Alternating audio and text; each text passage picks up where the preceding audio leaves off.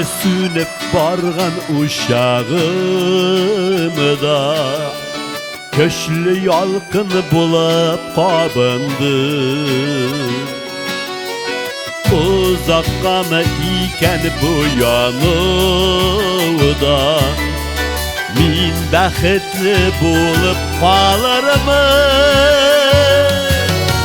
Sığılattına kildin mina suyum, Uzun rahat uzun gazaplar. Minen işikine yarsıtsan da şanı kugilden sana rahmetler.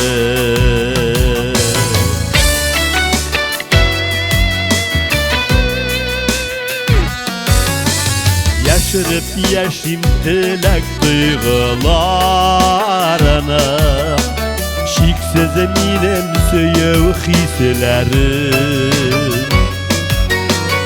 Eğer yazgı taşı kebek yarsıp yarlarımdan çıksam işlerime,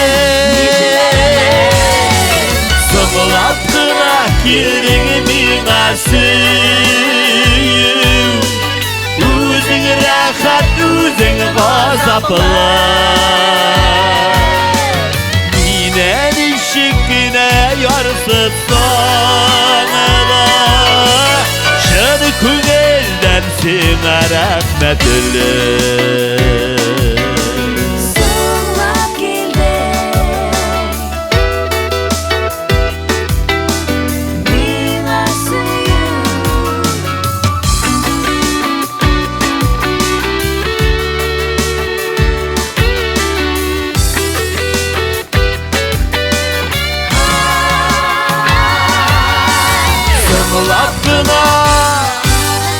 Sığılattına girdin mina suyum, Uzun rahat uzun gazaplar. Minen işikine yarsıtsan da şanı kugilden sana rahmetler. Minen işikine yarsıtsan da şanı kugilden sana rahmetler.